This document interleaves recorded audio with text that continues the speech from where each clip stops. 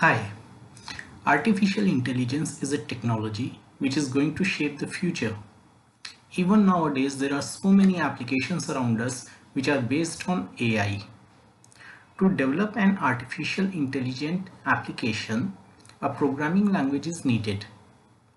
There are various programming languages like Lisp, Prolog, C++, Java, and Python, which can be used for developing applications of AI.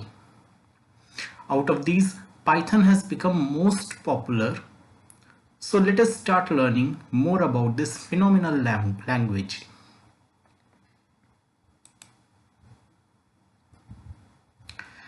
What is the reason behind Python being so popular? It has become so popular among programmers for developing all sorts of applications, especially AI-based applications.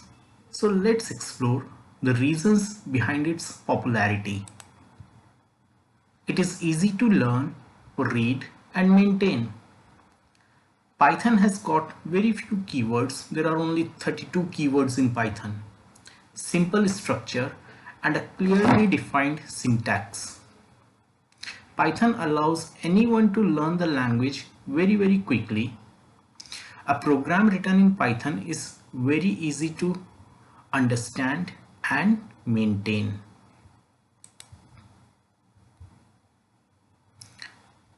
Python has a huge set of libraries with plenty of built-in functions to solve a variety of problems. Interactive mode. Python has support for an interactive mode which allows interactive testing and debugging of parts of code. Portability and compatibility. Now, Python can run on a variety of operating systems and different types of hardware. And on each operating system and for every hardware, it has got the same type of interface. It has got same type of look and feel on all the platforms. Extendable. Now, what we can do in Python, we can add low-level modules to its interpreter. These modules enable programmer to add to or customize their tools to be more efficient, so it increases efficiency. The databases associated with Python and its scalability. Python provides interfaces to all major open source and commercial databases, along with a better structure and support for much larger programs than shell scripting. So you can make very big programs on Python very easily. Applications of Python. There exists a wide variety of applications when it comes to Python.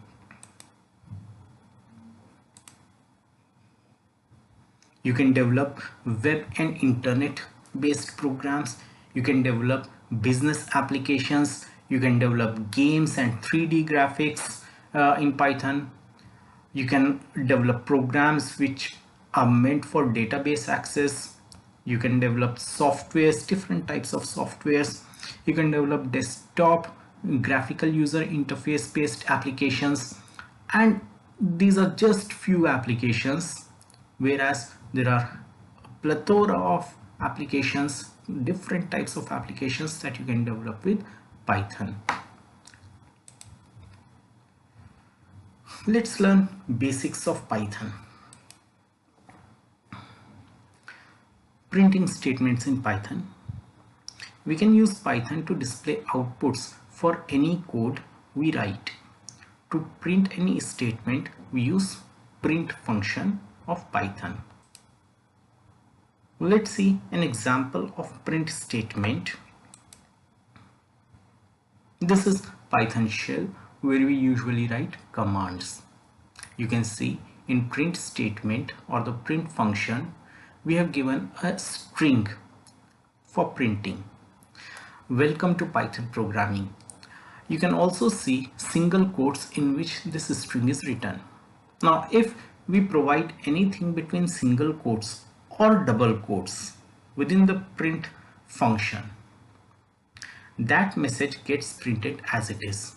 So welcome to Python programming. You can see twice it has printed as it is. In the first print function we have used single quotes, in the second print function we have used double quotes.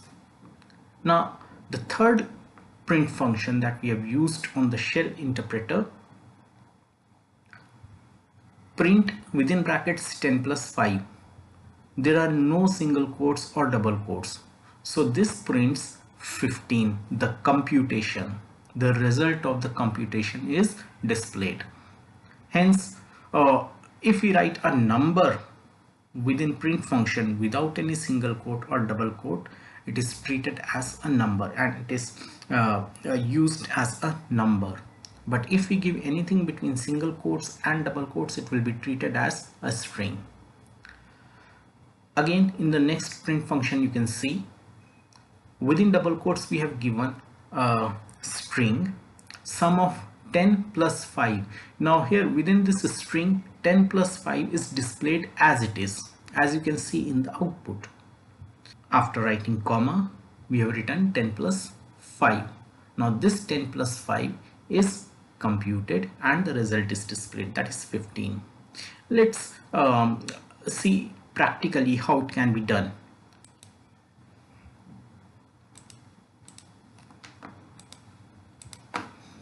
So what I'm going to do, I'm going to open IDLE. IDLE is Integrated Development Learning Environment of Python. You can download the Python software from python.org and install it. There are other platforms also like Anaconda, on which you have Jupyter Notebook, Spider, in which you can create Python programs. Now, when you click on IDLE, this interface opens up. The three arrow signs that you are seeing is the prompt, shell prompt, and on the shell prompt Python commands are typed. So I'm going to type print within single quote welcome to Python world, single quote close, bracket close, press enter key, and the output is displayed as it is. Alright, print within double quotes welcome to Python world, bracket close, double quotes closed, press enter key, and the message is displayed as it is. Print. Now let me write 10 multiplied by, for multiplication we will use star asterisk symbol, 20. Enter, and the computation gets printed. So this is how print statement work. In coming programs we will see more variety of print statements. Python statements. The executable lines of code written in a program are called statements. Let's see some examples of Python statements. On the Python shell, we have created a few statements. The first statement, num1 is equal to 10, num2 is equal to 20. Now num1, num2 are variables and we are assigning a value to these variables. So num1 is assigned 10, num2 is assigned 20, a value is assigned. Then there is a third variable total, to whom we are assigning sum of num1 and num2. So num1 plus num2, whatever the sum is, that sum is assigned to total. And then in the print function, we are writing combination of strings, the messages that we want to display, and the values of variables to be displayed. So sum of, it will be printed as it is, comma num1. Now num1 is a variable, so, and we are writing num1 without double quotes or without some single quotes. So the value stored in num1 is displayed. As you can see in the output, 10. The value of num1 is 10. So 10 gets displayed here. And num2. and is within double quotes, so the message gets displayed as it is, num2. Num2, again a variable, so the value stored in the variable is displayed, that is 20, comma, again within double quotes a string is given, is equal to, so is equal to gets printed as it is, and equal to 30, the total, the value of the variable total, the value is displayed. All these statements gets executed as soon as we write them and press enter key, the statement will get executed. So these are called statements. Collection of these type of statements forms a program. Python comments used to disable a single or multiple lines in a program and provide documentation. They help us to provide documentation of the program. They can help a programmer to easily understand the working of instructions written by another programmer. It is particularly helpful when you join a software industry as a programmer and start working on programs which are written by some other programmers. There are two types of comments in Python, single line comment and multi-line comment. Let us see how do they work. Single line comment. Single line comments starts with a hash symbol and disables one line of a program at a time. So let's see how does the single line comment works. Here we have created a program. I'll be telling you how to create a program. We have created a program, and within this program, the first line, if you observe, there is a hash symbol. Now after this hash symbol we are writing a line. Following program is used to calculate sum of two numbers. So this line is disabled for Python interpreter. It is not going to identify, it is not going to recognize, and since it is disabled for Python interpreter, it is not going to generate any error message on this line. After this we have written num1 is equal to 10, num2 is equal to 20, total is equal to num1 plus num2. Now for the information of the programmer, again single line comments are given, hash symbol. This instruction is calculating sum of num1 and num2. Now this line is disabled. It will not be again identified by the Python interpreter. And it is also giving an information that this instruction total is equal to num1 plus num2. What is it used for? Again, further we have given a single line comment and assigns sum to total. Now let's see how does this work.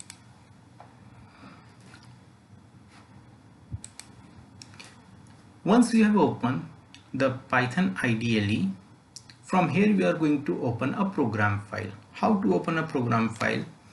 Go to file menu, click on new file, or the shortcut key is Ctrl N. When you click Ctrl N, a program file will open up. In this file we are going to type a program. You can see that there are no arrow signs present in this file.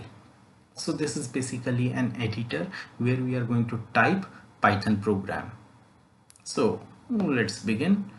I'll write my line, hash, starting with hash, following program is calculating sum of two numbers. Now just to show you, I'm going to remove this hash symbol and then write my program. Num1 is equal to 10, num2 is equal to 20, and total is equal to num1 plus num2. Print sum of num1 and num2 is equal to total. So I've completed my program. In order to execute this program, see, a program is collection of instructions. The instructions are written and then the program is executed. So in order to execute this program, I need to save it first. So I'll save it on desktop. You can save it anywhere in your computer. So I'll name it as my program 1. The Python programs has got the extension .py. You can see my program 1 is saved on my desktop with my program 1.py extension. Now let's try to execute this program. I'll go to run menu and click on run module, or the shortcut key is F5. When I click it, an error is generated and this is invalid syntax error.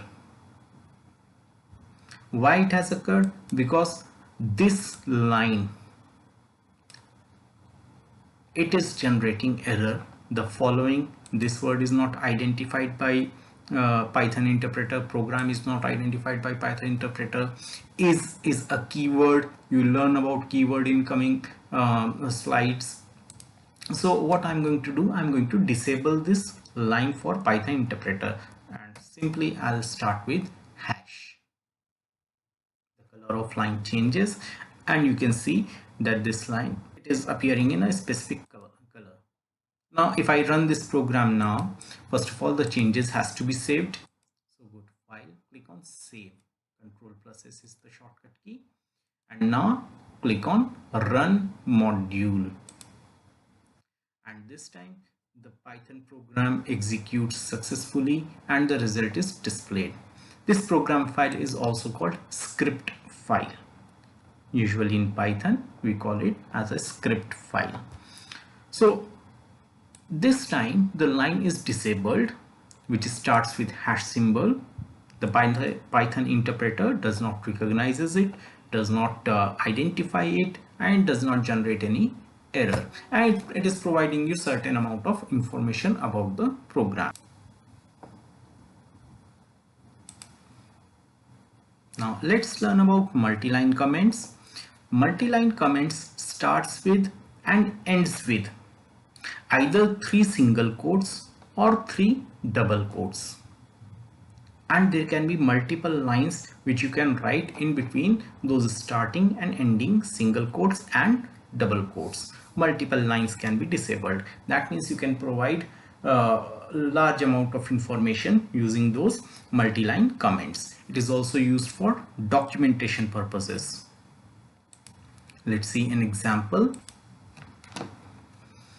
I'll go back to my program, and within this program I'm going to write multi-line comments. The multi-line comments, as I said, starts with 3 single quotes. Now as soon as I have typed 3 single quotes, you can see the rest of the lines, the color of rest of the lines is changed. They also ends with 3 single quotes. Now rest of the lines came back to their normal color. That means whatever we are going to write between these starting 3 single quotes and ending 3 single quotes will be disabled. So let's write some information. Author of the program,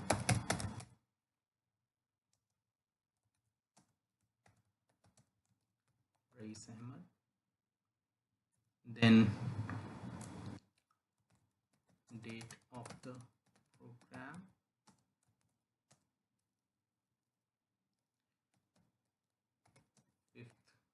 June 2021. Same type of multiple comments can be given with the help of double quotes. So I'm going to write 3 double quotes, end it with 3 double quotes. I'll just copy the same statements, same lines, and paste it. Now these lines are disabled for the program. They are providing some information about the program, brief about the program, and now you can run this program. Again, like I said, since we have made changes to this program, they need to be saved. So you can see the output is coming properly, and those lines that we have disabled, they are not interfering with the program.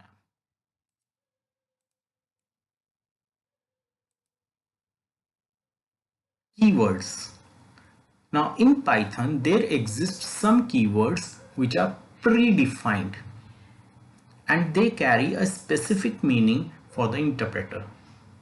These words are known as keywords. Keywords cannot be changed and they cannot be used for any other purpose except for the purpose for which they are defined. They have a specific purpose for which they are defined and they cannot be used for any other work. Let's see the list of keywords in Python. Here is a list of Python keywords. There are total 32 keywords. How do you view these keywords in Python?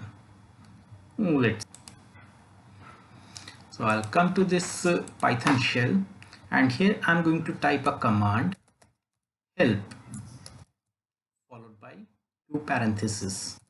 Press enter key.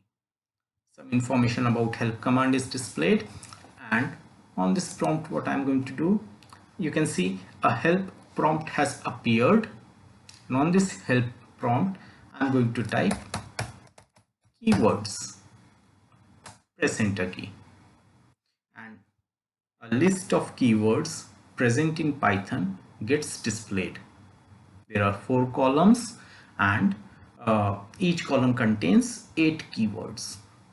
So there are total 32 keywords present in Python.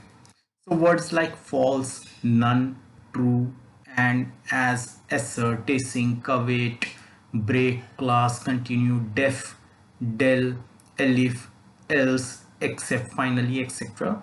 These keywords cannot be used for any other purpose. Please remember this def keyword because we are going to use it in our coming programs. Identifiers. Now what are identifiers? Identifiers are words. They are created by the programmers and they identify variables or different units of a program or different blocks of a program. They are just like names that we give to those different variables or different units of the program. For example, your name is your identifier. But there are certain rules that we must follow while creating an identifier. What are those rules? Number 1, an identifier must always begin with an alphabet or an underscore. Rule number 2, an identifier cannot contain a blank space or any other special character except an underscore. An identifier is case sensitive in Python. That means if you have written balance amount in capital letters, it will be different from another variable with the same name, that is balance amount, if it is written in small letters. So Python is case sensitive. Numbers can be used within an identifier, but you cannot begin an identifier name with a number. Number can be used in between or at the end of an identifier. Like in our programs, we have seen num1, num2. Their number is written, but it is written in the end of the identifier name, variable name. A keyword cannot be used as an identifier. So the keyword, just the table that you have just seen, the 32 words which are given in that table, none of that word can be used for creating an identifier. They've got their specific meaning. Some examples of valid and non-invalid identifiers. Marks, it's a valid identifier. Marks 10, number is given but at the end of the identifier name, so it is a valid identifier. Marks underscore 10, again underscore is allowed, acceptable, it is a valid identifier. Marks space 10, now here is a blank space between marks and 10, so it becomes an invalid identifier. Python interpreter will generate an error on such identifiers. Marks hyphen 10, Again, it is an invalid identifier. Why? Because we have used hyphen. So no special character is allowed except underscore. 10 marks. It is an invalid identifier. Why? Because it is starting with numbers. Class. This is also an invalid identifier because class is a keyword in Python. So you cannot use it.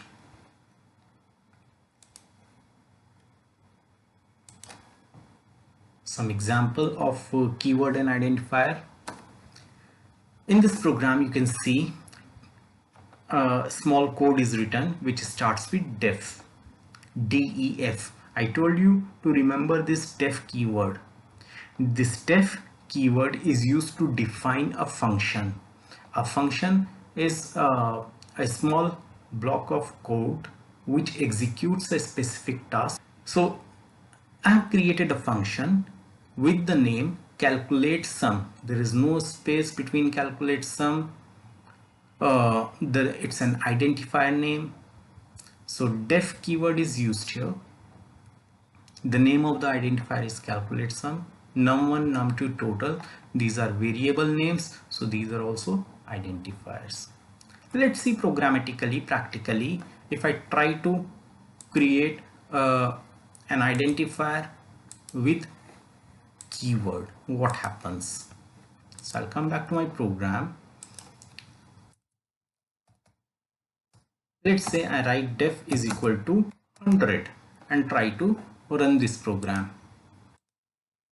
First of all, it will ask you to save the program. Okay. And now a syntax is generated. Syntax error is generated, sorry. Invalid syntax. Why? Because we are using def keyword. Def is a keyword. We cannot use it for any other purpose. It is used to define functions. Variables and data types.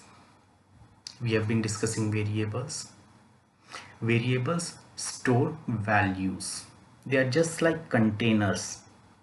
Like in a container, you store some material, like you store water, you store some other stuff in a container. So variables are also like containers. They store values. And what is data type? Data type is associated with the type of value that we are going to store in a variable. So data type defines what type of value we are storing in a specific variable. So the technical definition of variable could be a variable is a named storage location which is capable of storing a value which can be changed at any given time during program's execution. That's why it is called variable. The value can vary. Let's see some examples of variables in this program.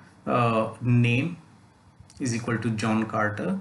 Now you can see that this John Carter is given between double quotes. That means we are assigning a string to name variable. Age is equal to 15, percentage is equal to 75.5. Now this 15 is a number type of value, and you will come to know that it is called integer. Percentage is equal to 75.5. Now 75.5 is also a numeric value, but it contains a decimal part also. You'll come to know that it is a float data type. So we are assigning different types of values to variables, and then we are printing it. On execution of this program, we'll get this output. Interestingly, you can see here in the print statement, name within the string, the message will be displayed as it is, then followed by comma, and name variable, the value stored in name will be displayed, that is John Carter, followed by comma. We have given /n within double quotes. Now this /n is an escape sequence, and it is used to insert new line for the output. So the next output will be generated in the next line. So the next output is this age followed by age variable's value. It will be displayed in the next line. Again /n, a new line will be inserted, and percentage is equal to the value of percentage. It will be displayed in the next line. And you have seen how to use variables. Let's learn about data types. Data types defines different type of data which can be stored in the variable. Now this chart shows different types of data types available in Python. So the broad category of data type is numbers, boolean, sequence, set and mappings. The dark blue colored shapes shows the major data types. Numbers can further be divided into integer type of value, integer data type, float data type. Now integer data type, they do not store decimal values or fractional parts, and float data type can store real values, that means values with decimal points or the fractional values. Then there are complex numbers, the numbers which has a real part and an imaginary part is called a complex number. Boolean data type stores true and false values. Sequence consists of list, tuples and strings. So when you have a number of values which you want to store into a single variable, you will be creating list or tuple. String is collection of characters. So you have seen names or addresses, they are nothing but string, they can be stored in variables. Set, it consists of two different types of data types, set and frozen set. Mappings consist of dictionary is a special data type which consists of a key value pair. Now let's learn how to take inputs at runtime. In our previous programs, we have assigned values to variables within the program itself. For example, num is equal to 10, num2 is equal to 20. We have assigned the values while writing the program. But in practical situations, it is required that the user is providing inputs to the program. How those inputs are taken? Well, let's see. Now I want num1 to take input at runtime when the program is executing. So what I'll do, I'll write input enter number 1. So I'm going to use input function to take input at runtime. This input function can consist of a message. This message will be displayed as a prompt which tells the user what to do. So enter number 1. The cursor will keep blinking and the user will know that he or she has to enter number there. Num2 is equal to input enter number 2.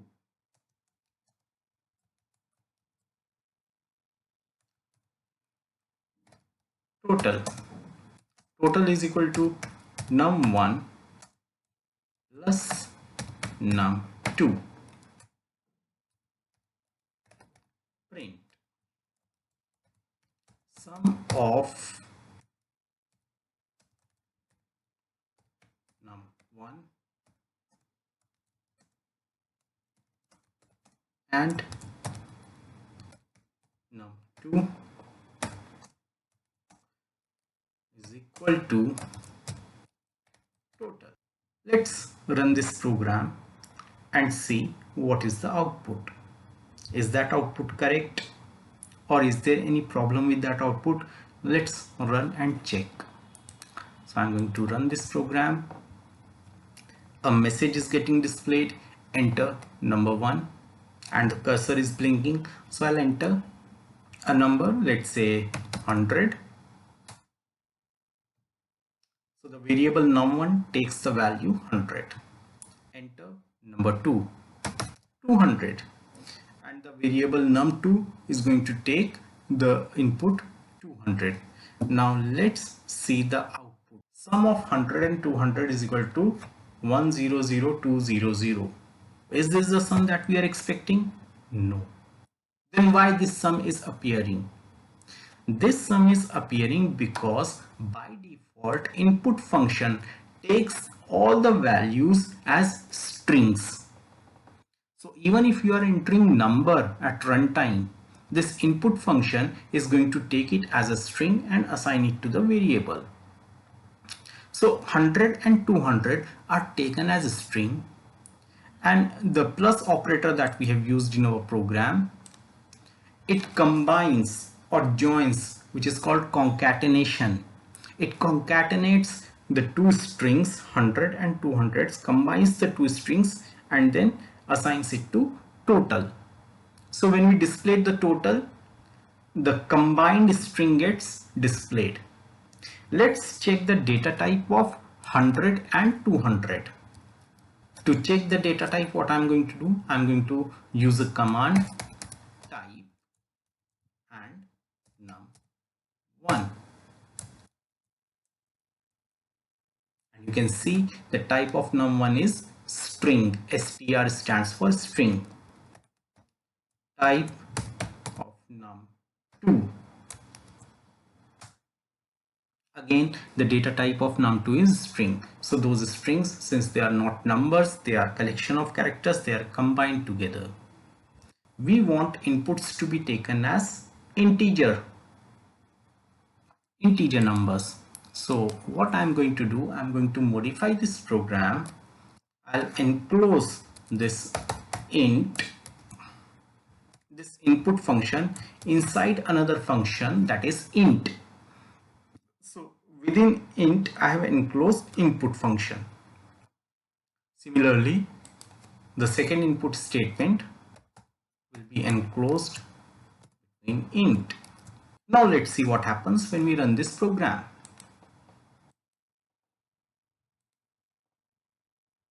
Again I'll enter 100 in number 1, 200 in number 2, and the output this time is absolutely correct, that is 300. So what happens? This time we have enclosed this input function inside another function which is called int. Int stands for integer. This int function converts the string, if it is a number entered at runtime, it converts that string into numeric data type, integer data type. Similarly, you can use float function. For example, here I'll write float.